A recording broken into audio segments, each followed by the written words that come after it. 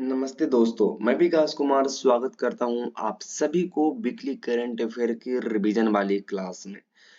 तो चलिए हम शुरू करते हैं आज की करंट अफेयर की सवाल में।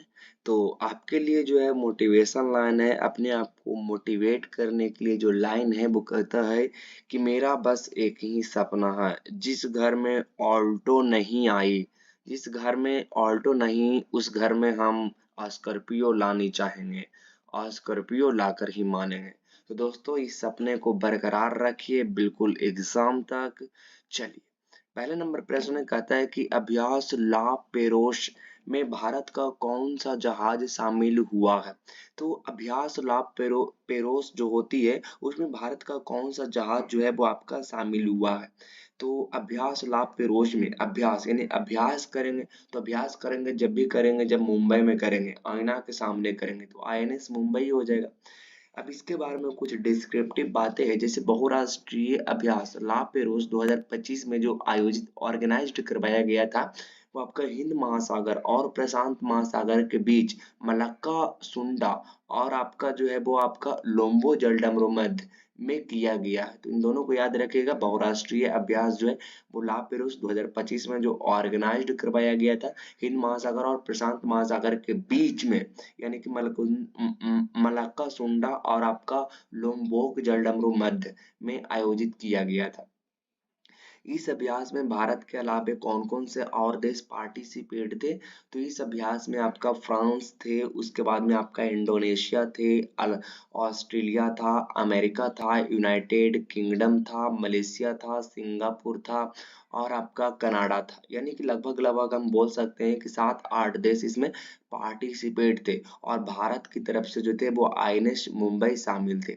इसका आयोजन जो हुआ था वो आपका 16 जनवरी से लेकर के 24 जनवरी तक इसकी जो है वो आयोजन किया गया था।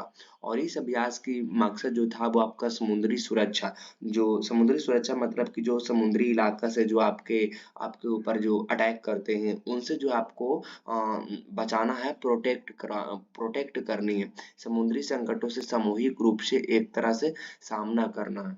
अगला नंबर प्रश्न कहता है कि किस डाक विभाग ने सेवा में आर्टिफिशियल इंटेलिजेंस, यानी कि आर्टिफिशियल इंटेलिजेंस मतलब होती है एआई की शुरुआत की है। तो किस डाक विभाग ने सेवा में आर्टिफिशियल इंटेलिजेंस एआई की शुरुआत किया है।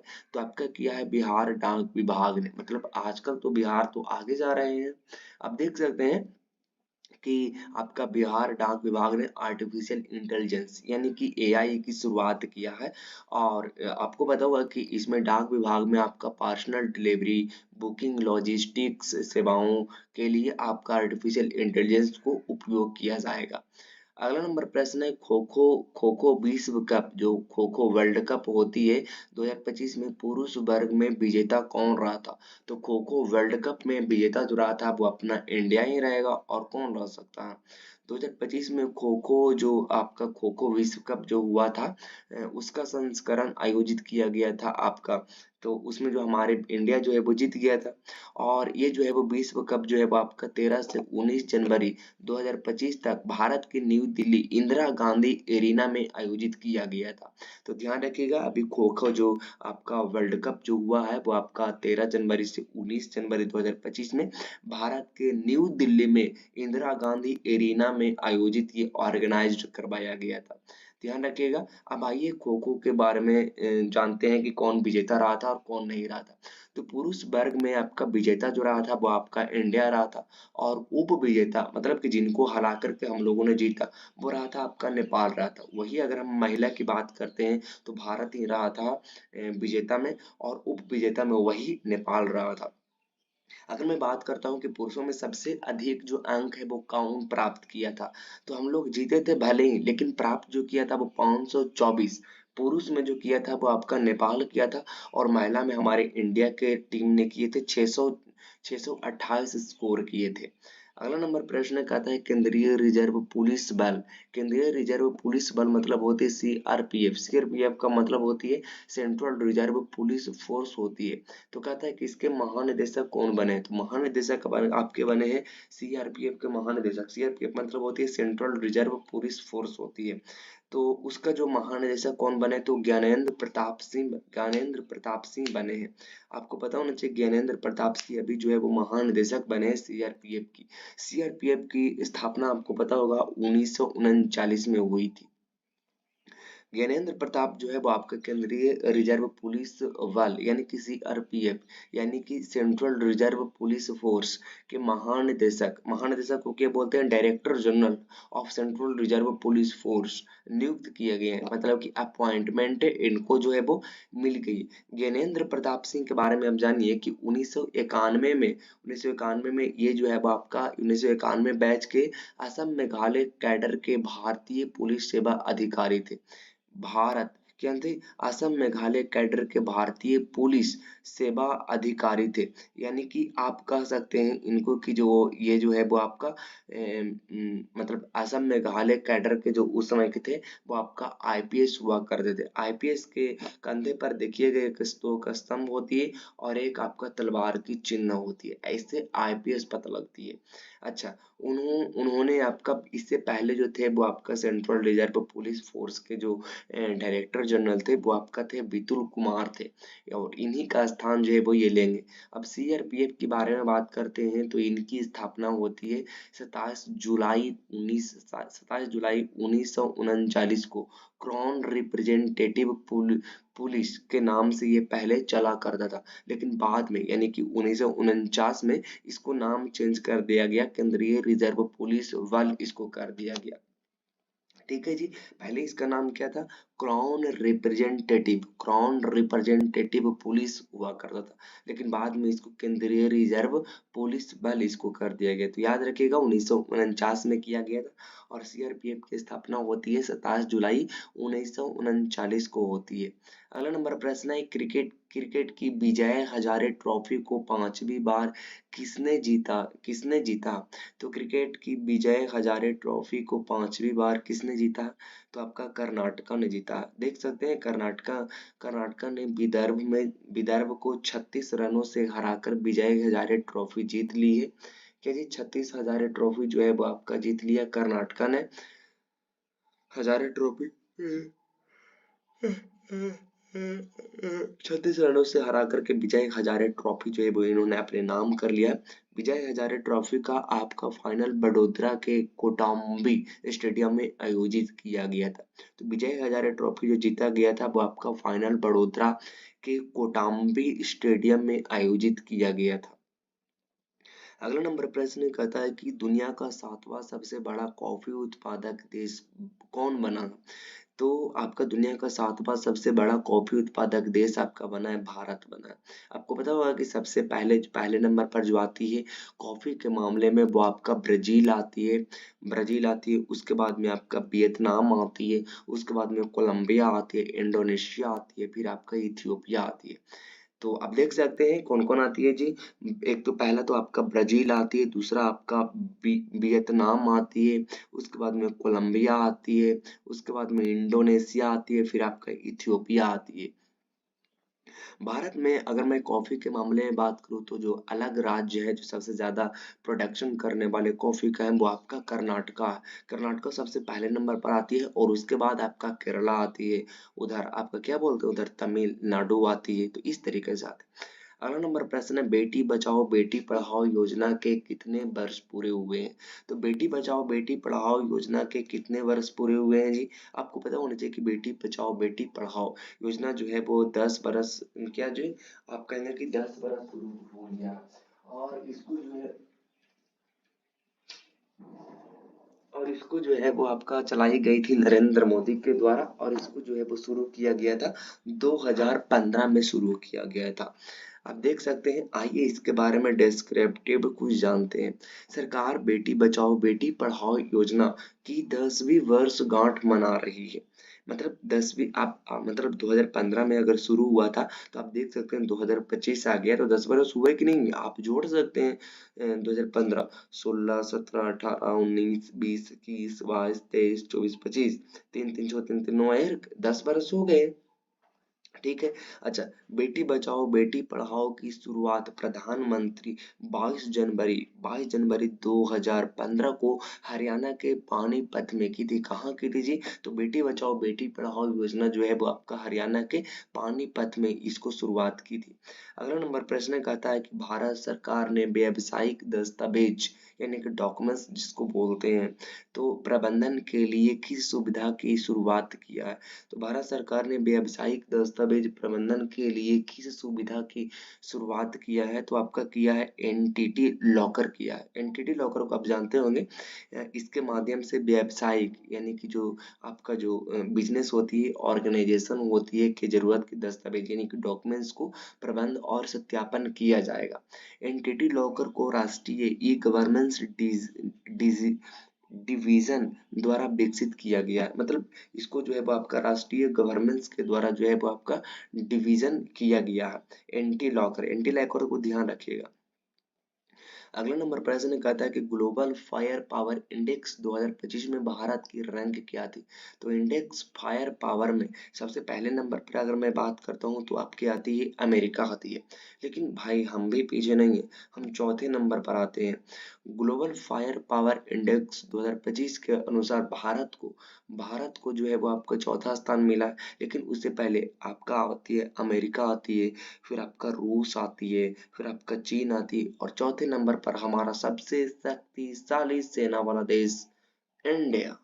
भूटान को इस इंडेक्स में सबसे नीचे यानी कि 145वें स्थान पर रखा गया क्योंकि उसको इन सब से कोई लेना देना नहीं।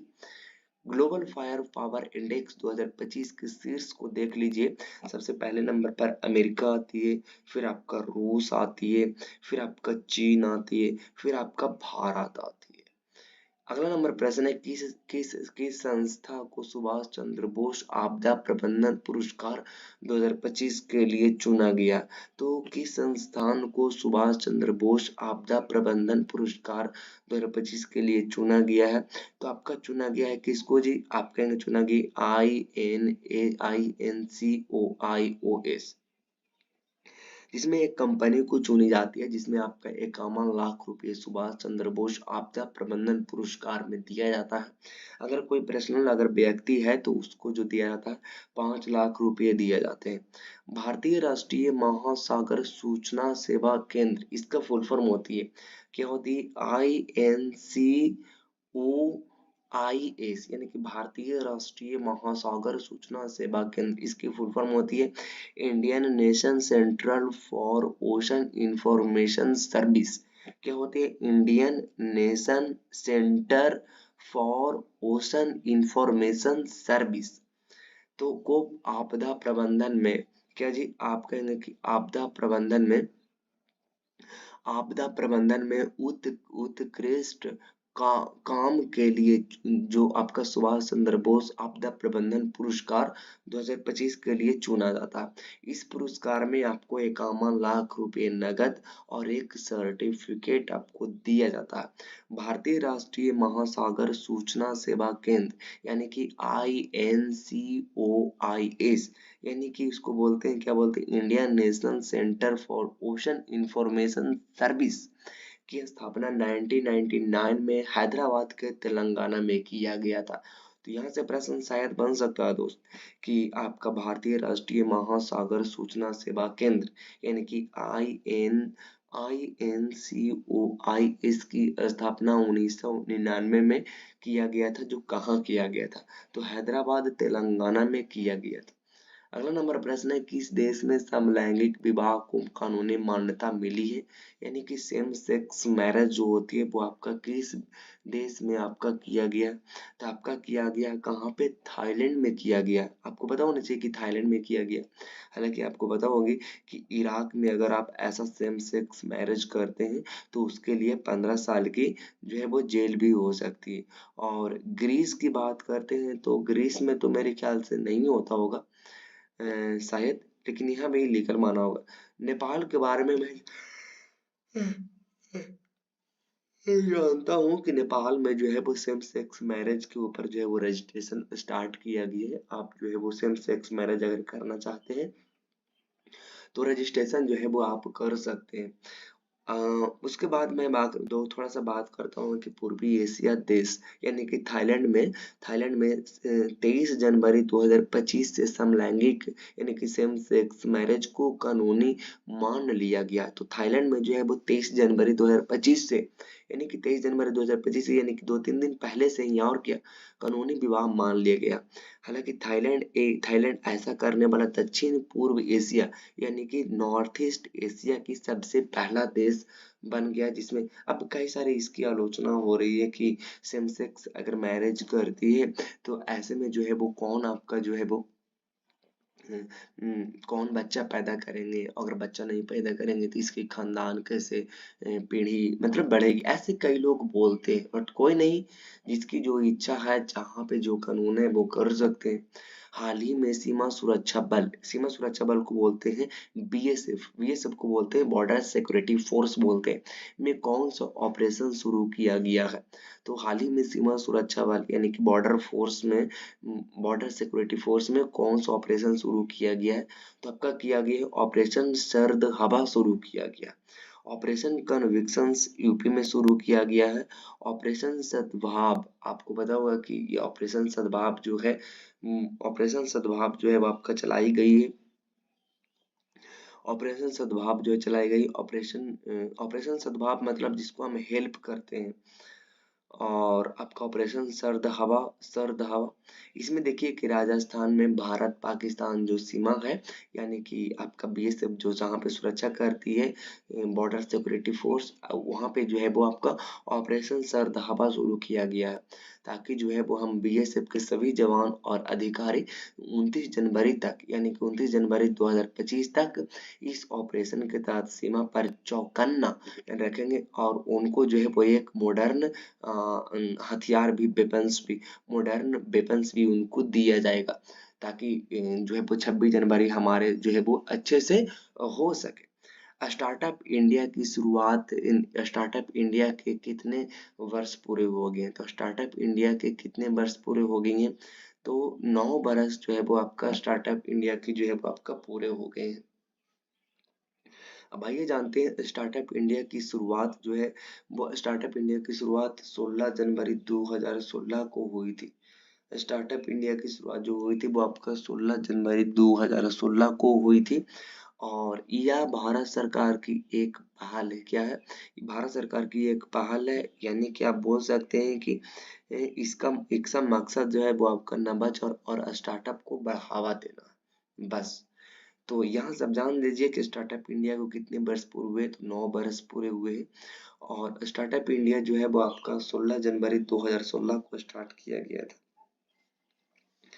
अगला नंबर प्रश्न कहता है कि राष्ट्रीय विज्ञान ड्रामा महोत्सव, तो राष्ट्रीय विज्ञान ड्रामा महोत्सव 2024-25 का आयोजन आयोजन कहाँ किया गया है, तो आपका किया गया है कहाँ पे, दिल्ली में किया गया। राष्ट्रीय विज्ञान ड्रामा महोत्सव जो किया गया है वो आपका किया गया है 2024-25 में आयोजित किया गया।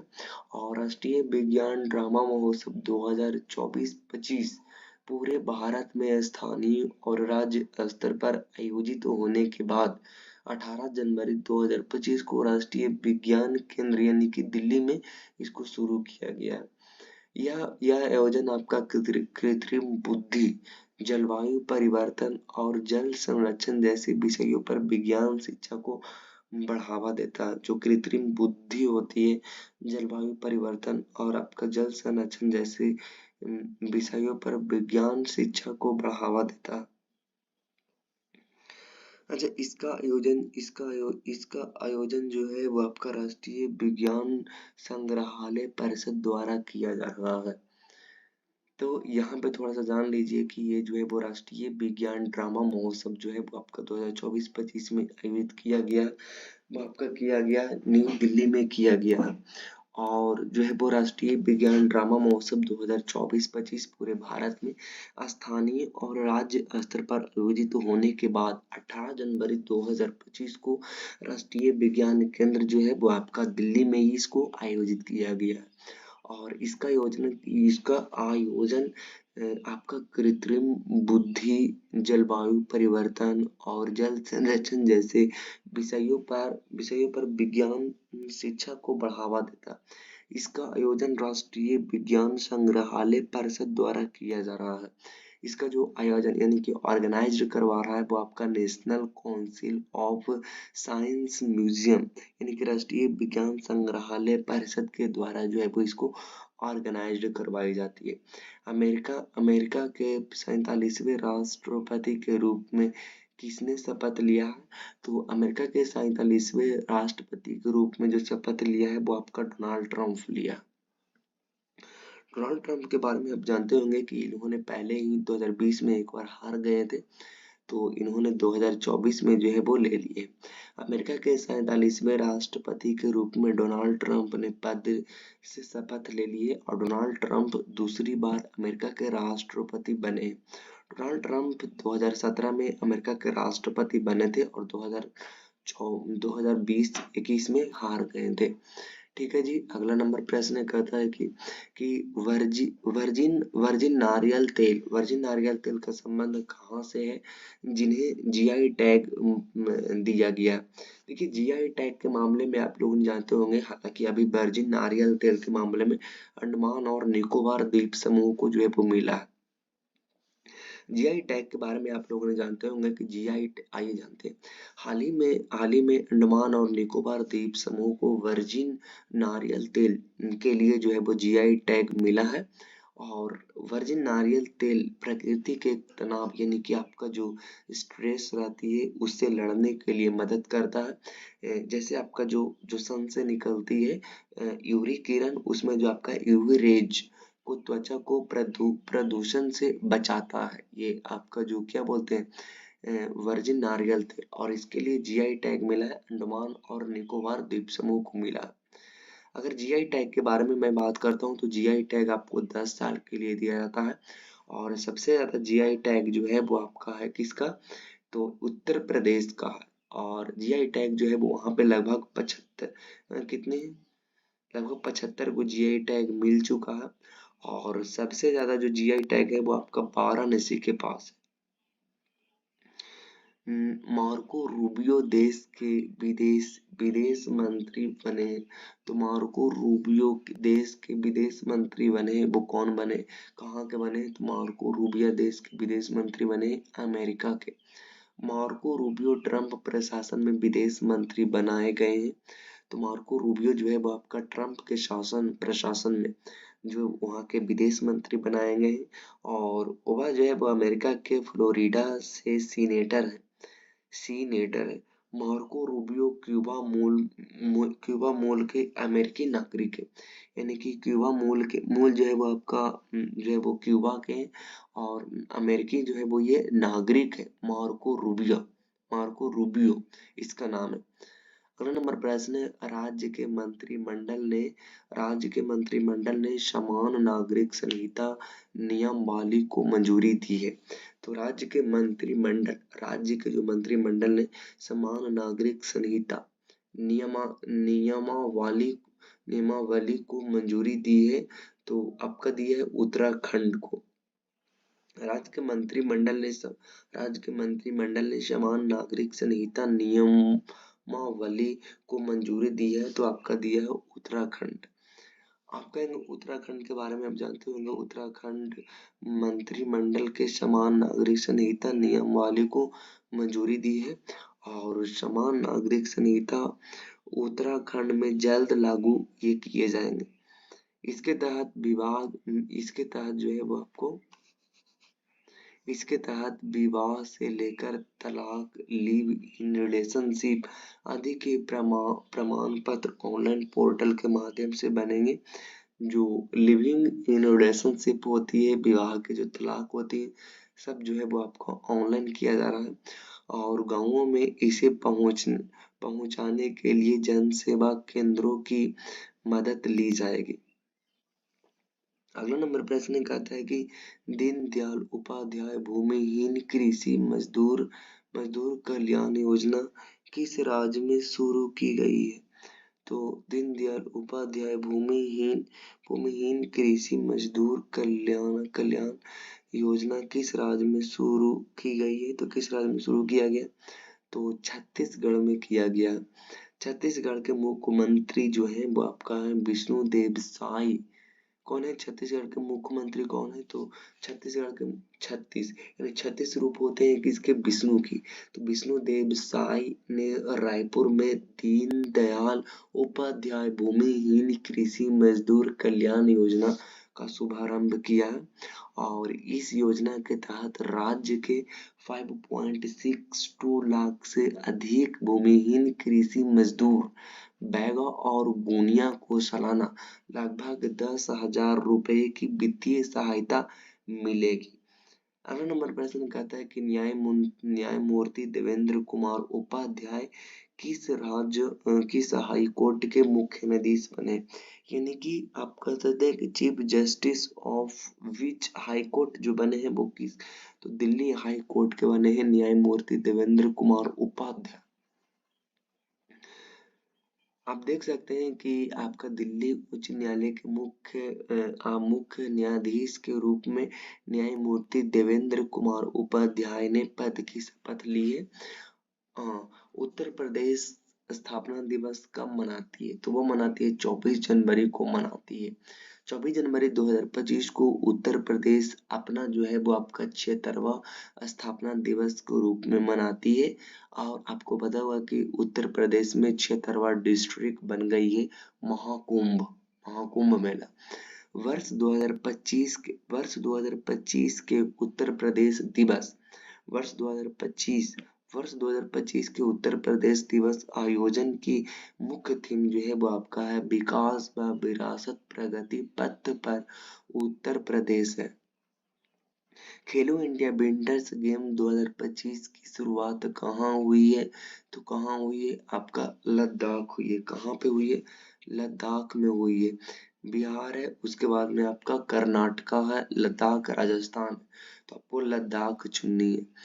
केंद्रीय मंत्री डॉक्टर मनसुख मंडाविया ने खेलो इंडिया विंटर गेम 2025 का उद्घाटन किया है। पहले भाग के आयोजन में 19 टीमें हिस्सा लेगी जिनमें राज्य, केंद्र शासित प्रदेश और संस्थागत संगठन शामिल होंगे। भारत सरकार द्वारा किस वर्ष तक 10,000 जीआई टैग प्रदान करने का लक्ष्य रखा गया है? तो 2030 तक जो है वो आपका जीआई टैग जो है वो आपका रखने की जो है वो आपको जीआई टैग भारत सरकार ने जो है वो 2030 तक जीआई टैग हासिल करने की जो है वो आपका लक्ष्य रखा हम। और अगर मैं बात करूँ 2070 तक तो शुद्ध शून्य कार्बन उत्सर्जन करने की लक्ष्य रखा गया और 2025 में आपको जो है वो आपका टीबी मुक्त रखा गया। भारत सरकार ने 2030 तक भारतीय उत्पादों के लिए जो 10,000 जीआई टैग जो है वो उसका लक्ष्य रखा। जीआई टैग मतलब होती है भौगोलिक संकेत होती है, यानी कि ज्योग्राफिकल आइडेंटिफिकेशन होती है।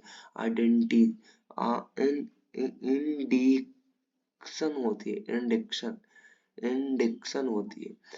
उद्योग और आंतरिक व्यापार संवर्धन के अनुसार अब तक 605 भारतीय उत्पादों को जीआई टैग जारी किया गया। मतलब 605 लोग 605 जो है वो आपका उद्योग और आंतरिक व्यापारी संवर्धन विभाग जो है वो जीआई टैग ले लिया है। जीआई टैग पाने वाला पहला जो देश है वो आपका है दार्जिलिंग है। कब जी? दार्जिलिंग है। और जिनको जो है वो आपका 2004 में जीआई टैग मिला।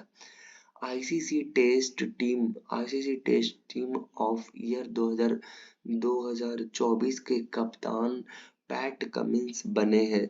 वह किस देश के क्रिकेटर बने हैं? तो किस देश के क्रिकेटर बने? ऑस्ट्रेलिया के बने हैं। इनके बारे में आप लोगों ने जानते होंगे कि इंटरनेशनल क्रिकेट काउंसिल यानी कि आईसीसी के द्वारा हर साल आईसीसी अवार्ड प्रदान किए जाते हैं। 2024 के लिए ICC men's test team of the year का कप्तान ऑस्ट्रेलिया के पैट कमिंस को बनाया गया है। इस टीम में भारत के यशस्वी जायसवाल, रवींद्र जडेजा, जसप्रीत बुमराह को शामिल किया गया है। 2024 के लिए ICC mains one day team of the year का कप्तान श्रीलंका के चरित अशलंका को बनाया गया है। राष्ट्रीय आपदा प्रतिक्रिया बल यानी कि एनडीआरएफ का स्थापना दिवस कब मनाई जाती है? एनडीआरएफ का फुल फॉर्म होती है नेशनल डिजास्टर रिस्पांस फोर्स। तो ये आपका राष्ट्रीय आपदा प्रतिक्रिया बल की स्थापना दिवस कब मनाया जाता है? तो 19 जनवरी को मनाई जाती है।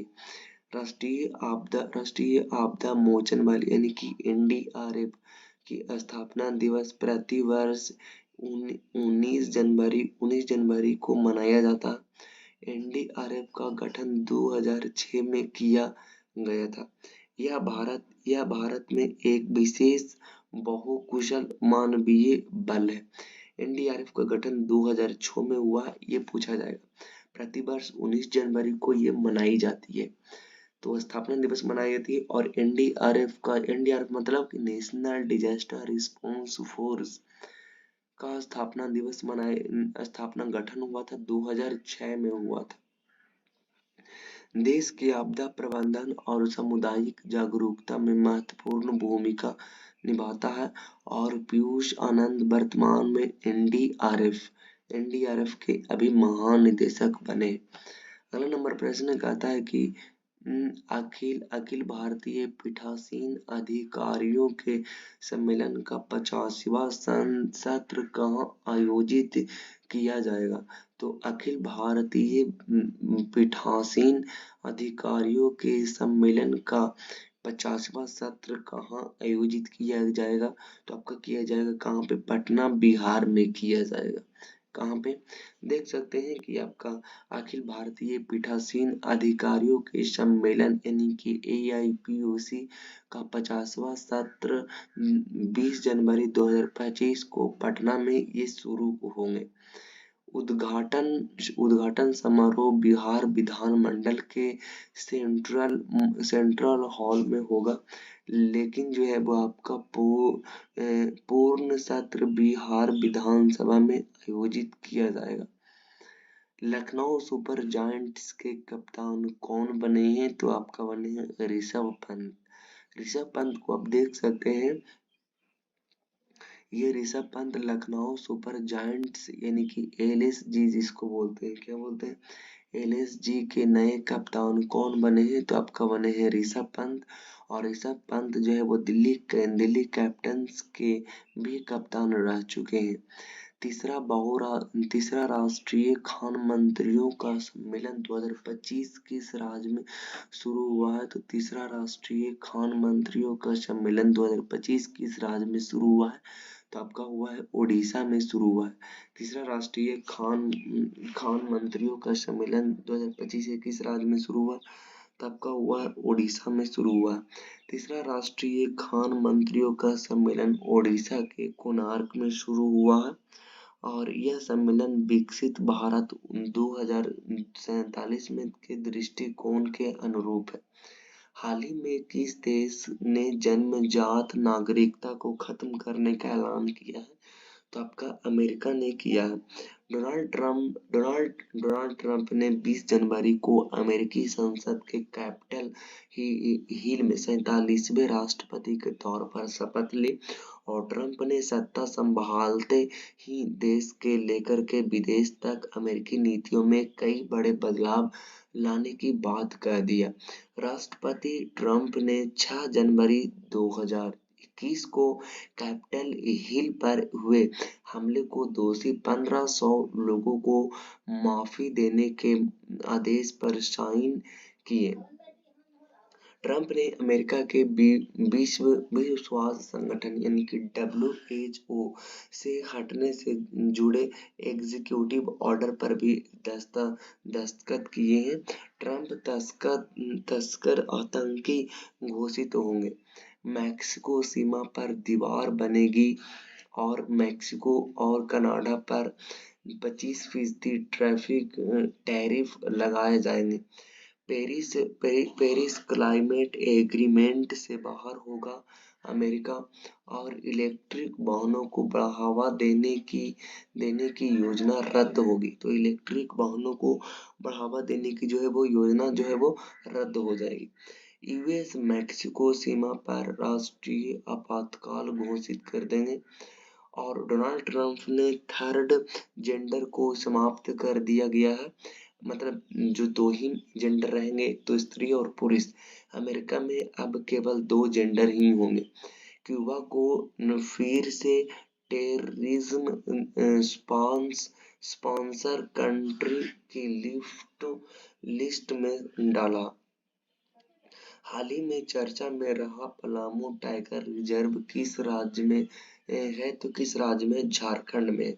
तो हाल ही में चर्चा में रहा पलामू टाइगर रिजर्व किस राज्य में है? तो किस राज्य में? झारखंड में।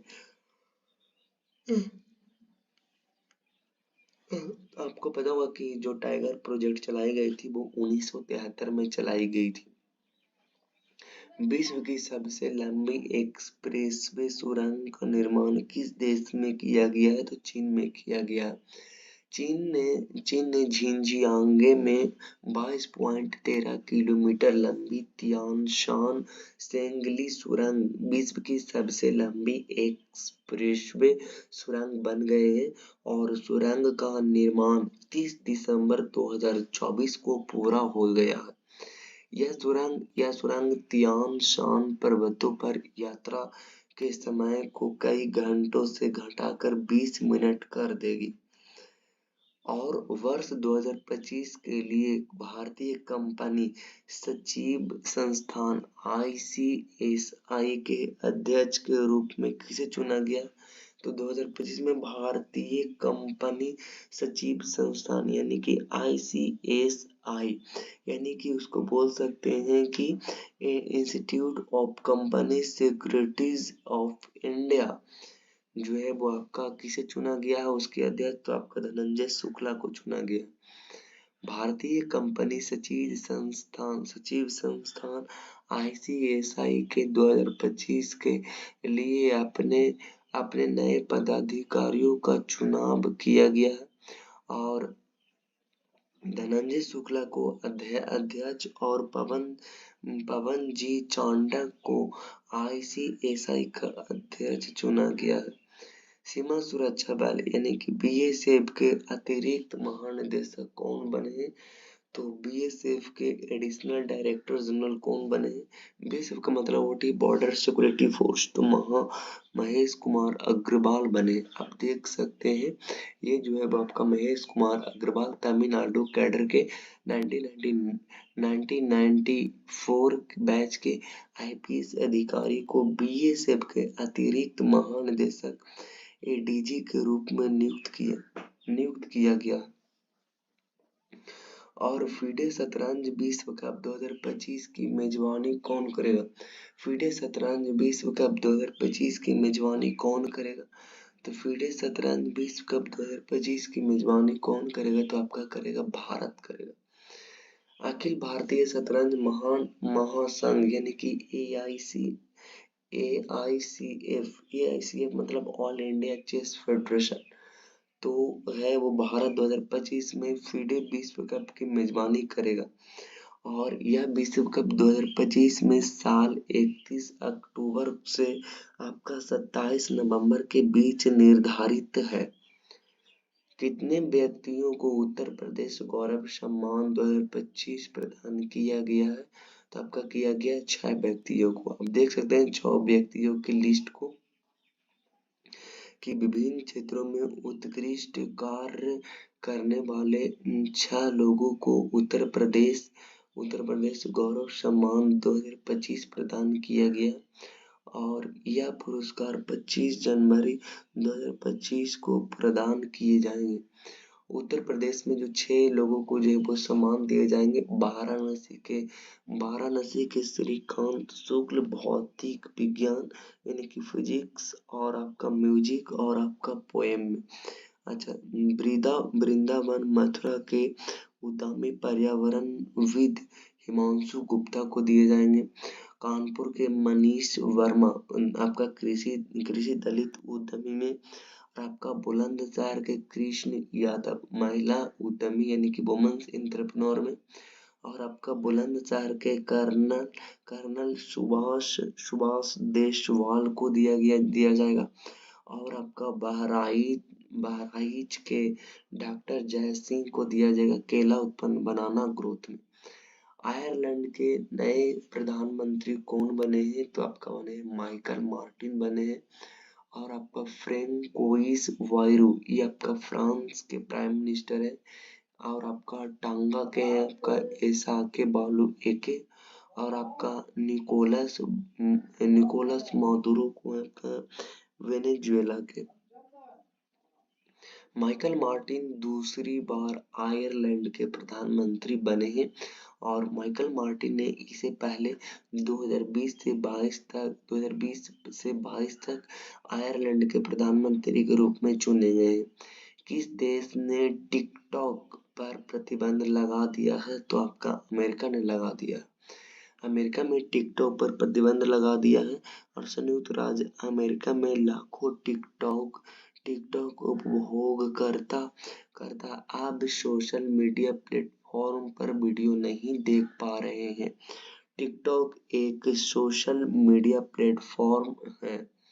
इंडिया ओपन यानी कि बैडमिंटन 2025 में पुरुष एकल का खिताब किसने जीता? तो आपका जीता विक्टर एक्सेलेशन ने जीता। India open badminton India open badminton में डेनमार्क के विक्टर एक्सेलेसन ने पुरुष एकल खिताब जीता।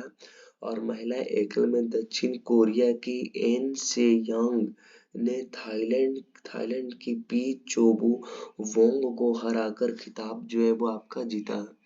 इंडिया ओपन 2025 का आयोजन 14 से 19 जनवरी 2025 तक न्यू दिल्ली में किया गया। इस आयोजन KD Jadhav indoor stadium new Delhi में आयोजित किया गया।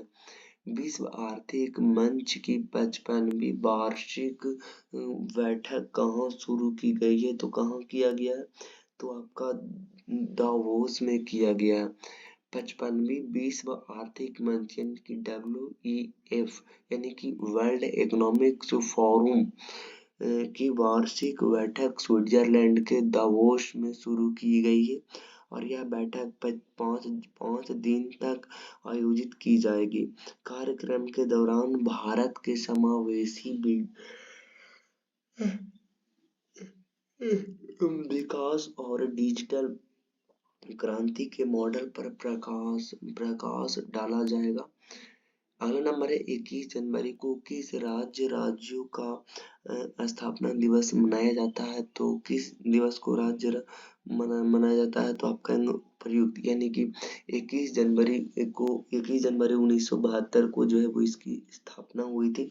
त्रिपुरा मणिपुर और मेघालय हर बरस 21 जनवरी को त्रिपुरा मणिपुर और मेघालय राज्य स्थापना दिवस मनाए जाते हैं।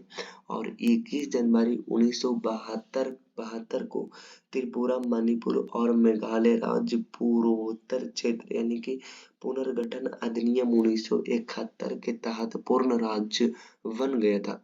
इसको बोला जाता है सेवन सिस्टर। इसमें 7 राज्य आते हैं, गिनिए। सिक्किम आती है, मिजोरम आती से कौन कौन आती है? 2 3 4 5 6 और 7 आती है। तो आपका कौन कौन आती है? 1 आती है, 2 आती है, 3 4 5 6 7 आती है। ये देखिए, तो आपका मेघालय आती है, फिर आसाम, अरुणाचल प्रदेश और आपका नागालैंड, मणिपुर, मिजोरम और आपका त्रिपुरा आती है। 21 जनवरी 1972 को त्रिपुरा मणिपुर मेघालय राज्य पुनर्गठन क्षेत्र यानी कि पुनर्गठन अधिनियम 1971 के तहत पूर्ण राज्य का दर्जा इसको मिला था। पाकिस्तानी उपग्रह यानी कि PRACEO-1 को किस देश की मदद से अंतरिक्ष में प्रक्षेपित किया गया है? तो आपका किया गया है चीन। चीन ने लॉन्ग मार्च 2D रॉकेट का उपयोग करके पाकिस्तान के PRSC ACEO-1 उपग्रह को सफलतापूर्वक लॉन्च किया।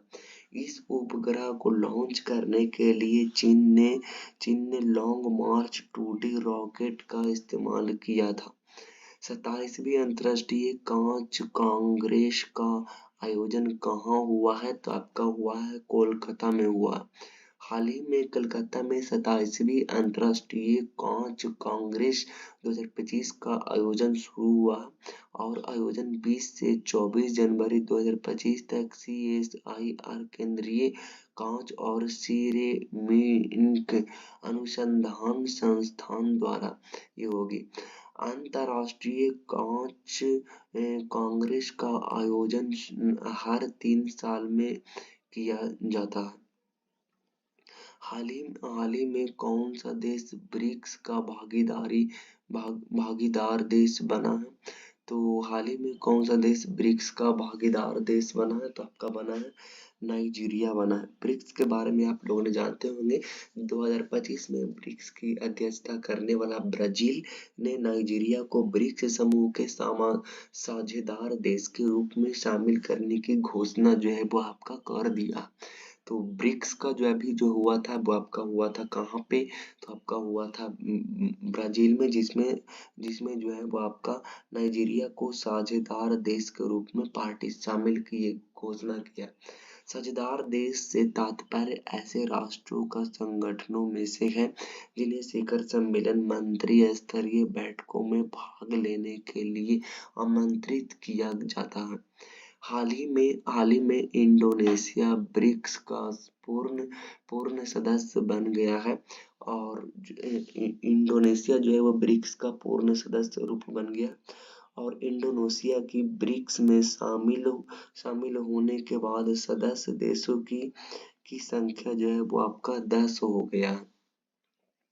याला ग्लेशियर किस देश में स्थित है जो जलवायु परिवर्तन के कारण 2040 तक विलुप्त हो जा सकता है? तो याला ग्लेशियर किस देश में स्थित है जो आपका जलवायु परिवर्तन के कारण 2040 तक विलुप्त हो सकता है? तो आपका हो सकता है नेपाल। हाल ही में किए गए विश्लेषण के अनुसार याला ग्लेशियर 2040 के दशक तक गायब हो जाता है और 1947 से 2021 के बीच याला ग्लेशियर 680 मीटर पीछे हट गया। इसके क्षेत्रफल में लगभग जो है वो आपका 36% की कमी देखने को मिला। भारत का अपनी तरह का पहला CSIR मेगा इनोवेशन कॉम्प्लेक्स कहाँ स्थापित किया गया? तो आपका किया गया है CSIR mega innovation complex Mumbai में किया गया। भारत का अपनी तरह का पहला CSIR मेगा इनोवेशन कॉम्प्लेक्स का उद्घाटन मुंबई में किया गया है। यह कॉम्प्लेक्स अत्याधुनिक विज्ञान और वास्तविक दुनिया की चुनौतियों से निपटने के लिए इसके अनुप्रयोग के लिए कार्य करेगा। और हाल ही में किसने सिंधु जल संधि विवाद पर भारत का समर्थन किया है? तो हाल ही में किसने सिंधु जल संधि विवाद पर भारत का समर्थन किया? तो आपका संयुक्त अस्थायी मध्यस्थता न्यायालय ने इसका किया। संयुक्त राष्ट्र संघ की स्थापना 24 अक्टूबर 1945 को हुई थी। नीदरलैंड के हेग शहर में स्थित अस्थायी मध्यस्थता न्यायालय ने नीदरलैंड के हेग शहर में स्थायी मध्यस्थता न्यायालय ने भारत सरकार के रुख का समर्थन करते हुए फैसला सुनाया है। भारत झेलम की सहायक नदी भारत जो है वो झेलम की सहायक नदी किशनगंगा नदी पर किशनगंगा जल विद्युत परियोजना और चिनाब नदी पर Ratle Ratle hydro electric project पर कार्य कर रहा है। जनवरी 2025 में क्वाड विदेश मंत्री की 9वीं विदेश मंत्री स्तरीय बैठक कहाँ आयोजित हुई थी? तो क्वाड जनवरी 2025 में क्वाड विदेशी मंत्री की 9वीं विदेश मंत्री स्तरीय आपका होती वॉशिंगटन डीसी में। डॉक्टर एस जयशंकर ने 21 जनवरी 2025 को वॉशिंगटन डीसी संयुक्त राज्य अमेरिका में आयोजित क्वाड विदेश मंत्रियों में बैठक में भाग लिया है। और क्वाड समूह के सदस्य देश भारत, जापान, आपका ऑस्ट्रेलिया और संयुक्त राज्य अमेरिका। तो भारत, जापान और आपका जो है वो आपका ऑस्ट्रेलिया और संयुक्त राज्य अमेरिका के विदेश मंत्री शामिल हुए थे। हिंदी भाषा की किस फिल्म को ऑस्कर अवार्ड 2025 के लिए नॉमिनेशन किया गया है? तो आपका किया गया अनुजा को। फिल्म निर्माता गुनीत मेगा और प्रियंका चोपड़ा द्वारा निर्मित फिल्म अनुजा को ऑस्कर 2025 में best live action short film category में नॉमिनेशन मिला है। और फिल्म जो है वो आपका अनुज्ञा अनुज्ञा हिंदी भाषा में बनी एक अमेरिकन मूवी है। और इस फिल्म के डायरेक्टर जो है वो आपका एडम जे डिग्स है। लोकपाल का पहला स्थापना दिवस कब मनाया गया है? तो लोकपाल का पहला स्थापना दिवस मनाया गया है कब मनाया गया? लोकपाल का पहला जो है वो 12 जनवरी को। कहाँ पे जी? 16 जनवरी को मनाया गया। 12 जनवरी को राष्ट्रीय युवा दिवस के रूप में मनाते हैं। भारत के लोकपाल का पहला स्थापना दिवस 16 जनवरी को मनाया गया है। और 16 जनवरी 2014 को भारत में लोकपाल के स्थापना दिवस के रूप में मनाते हैं। न्यायमूर्ति ए एम खानविलकर भारत के लोकपाल के वर्तमान अध्यक्ष हैं। लोकपाल भ्रष्टाचार विरोधी एक प्राधिकरण है। लोकपाल सरकार और संसद पर बाहरी परीक्षक की तरह काम करता है। पीएम मोदी ने 18 जनवरी 2025 को कितने स्वामित्व संपत्ति कार्ड वितरित किया? तो 65 किया। 18 जनवरी को वर्चुअली 10 राज्यों और 2 केंद्र शासित प्रदेशों में 65 लाख वास्तविक संपत्ति कार्ड बांटे हैं। और स्वामित्व योजना का पूरा नाम survey of village and mapping with improvise technology in village area. PM Modi ने 24 अप्रैल 2021 को 9 राज्यों में पायलट प्रोजेक्ट के रूप में इस योजना की शुरुआत किया है। और इस योजना में ड्रोन तकनीक के जरिए जमीनों की मैपिंग और आपका मालिकों का एक नए रिकॉर्ड तैयार किया जाता है। और इसके बाद संपत्ति के मालिकों को एक कार्ड मुहैया कराया जाता है। किस देश में स्थित संस्कृति केंद्र का नाम बदलकर तिरुवल्लुवर संस्कृत केंद्र रखा गया है? तो किस देश में स्थित सांस्कृतिक केंद्र का नाम बदलकर तिरुवल्लुवर संस्कृत केंद्र रखा गया है? तो आपका रखा गया श्रीलंका। प्रधानमंत्री नरेंद्र मोदी ने श्रीलंका के जाफना में संस्कृत केंद्र का नाम बदलकर तिरुवल्लुवर संस्कृति केंद्र रखने के लिए अपना समर्थन व्यक्त किया है। यह केंद्र भारत की सहायता से बनाया गया है। किस राज्य सरकार ने अपनी पहली आर्टिफिशियल इंटेलिजेंस नीति का मसौदा तैयार करने के लिए समिति का गठन किया है? तो महाराष्ट्र सरकार ने आर्टिफिशियल इंटेलिजेंस नीति 2025 पर सिफारिशें प्रस्तुत करने के लिए 16 सदस्यीय समिति के गठन की घोषणा की है। महाराष्ट्र समर्पित आई नीति विकसित करने वाला पहला राज्य बन गया। आपका 20वीं टाटा मुंबई मैराथन 2025 की एलीट रेस में पुरुष वर्ग में वरहेन टेस्फे ने जीत हासिल की है। उनका संबंध किस देश में है? तो आप कहेंगे इरिट्रिया में। 20वीं टाटा मुंबई मैराथन 2025 की एलिट एलिट रेस में एरिट्रिया के बरहेन टेस्फे के पुरुषों की एलिट रेस में खिताब हासिल किया। केन्या की ज्वाइस चेफ के मोई टेले ने महिलाओं की एलिट रेस में जीत दर्ज की है। यह प्रतियोगिता छत्रपति शिवाजी महासागर टर्मिनस में किया गया। How India scale mount G20 पुस्तक किसके द्वारा लिखी गई है? तो how India scaled mount G20 पुस्तक किसके द्वारा लिखा गया? तो आपका अमिताभ कांत के द्वारा लिखा गया। आप देख सकते हैं G20 शेरपा अमिताभ कांत में how India scaled mount G20 पुस्तक लिखी है।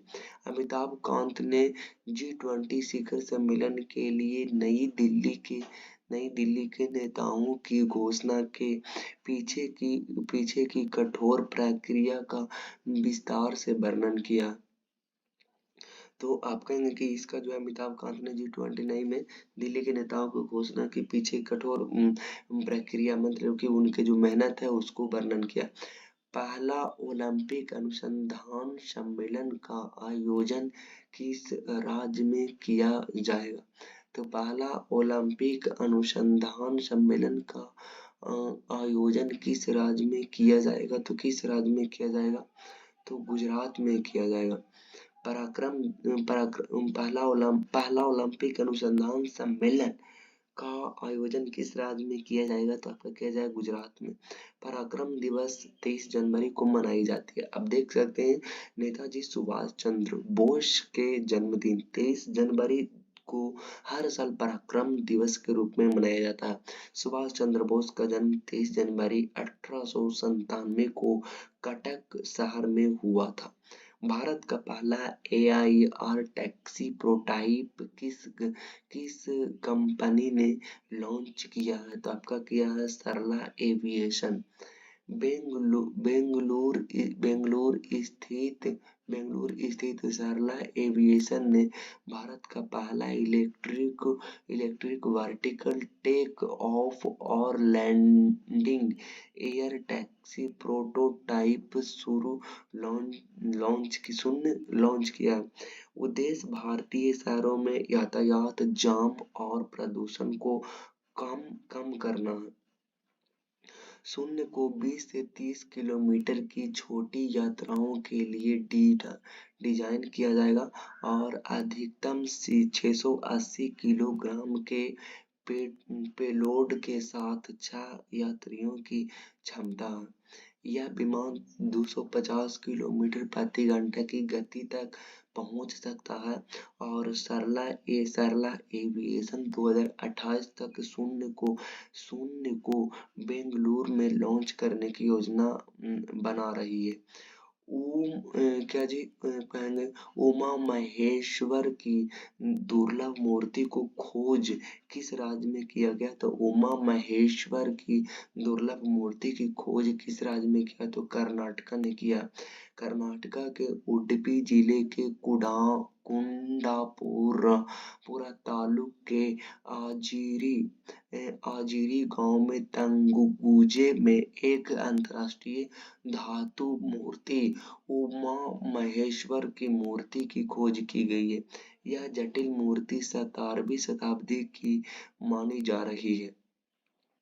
45 की उम्र में 2 दिन के अंदर माउंट एवरेस्ट और माउंट ल्होत्से पर चढ़ाई पूरी करके London book of world record में किसका नाम दर्ज हुआ? तो आपका हुआ राकेश कादियान को। हरियाणा के राकेश कादियान ने 2 दिन के अंदर विश्व की सबसे ऊंची चोटी माउंट एवरेस्ट जिसकी ऊंचाई 8,848 मीटर और विश्व की चौथी ऊंची चोटी माउंट लोहोसे, जिसकी ऊंचाई 85,816 मीटर पर सफलतापूर्वक चढ़ाई करके भारतीय तिरंगा फहराया है। राष्ट्रीय मतदाता दिवस कब मनाया जाता है? तो आपका मनाया जाता है 25 जनवरी को मनाई जाती है।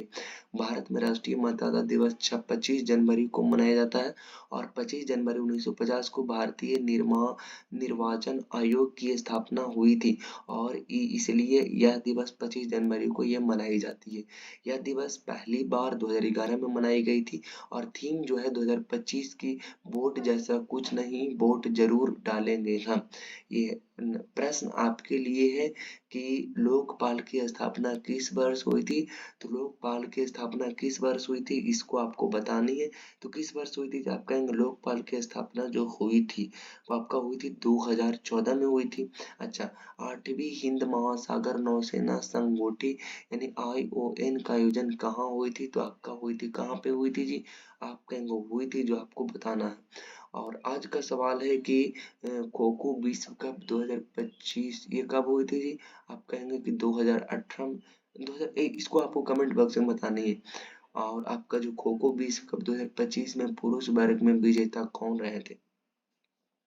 तो लोकपाल की स्थापना कब हुई थी और हिंद 8वें हिंद महासागर की संगोष्ठी कहाँ आयोजित हुई थी? तो इसको आपको बतानी है। बाकी मुलाकात होगी नेक्स्ट वीडियो में नेक्स्ट टॉपिक के साथ। तब तक के लिए ऑल द बेस्ट। जय हिंद, वंदे मातरम।